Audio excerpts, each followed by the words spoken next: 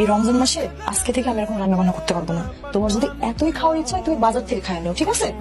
আমি কি না খাই থাকবো? আমার কি টাকার অভাব আছে? এই আমি কি ওগিনি ফুকিনি? হ্যাঁ, আমার কি টাকার অভাব আছে? আমি দরকার হলে বাজারে কিনি, তো তোদের হাতে রান্না আমি খাবো না। মন মেজাজটা খারাপ করে দিছে, করে থাকবো না। স্যার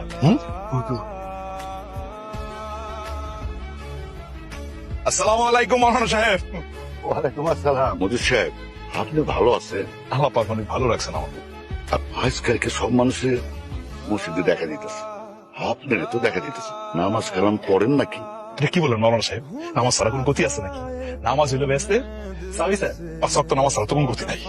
আমার শরীর খারাপ, হয়তো আমি মসজিদে যাইতে পারি না, কিন্তু বাড়িতে ঠিকই পাঁচ ওয়াক্ত নামাজ পড়ি, প্রতিদিন রোজা রাখি।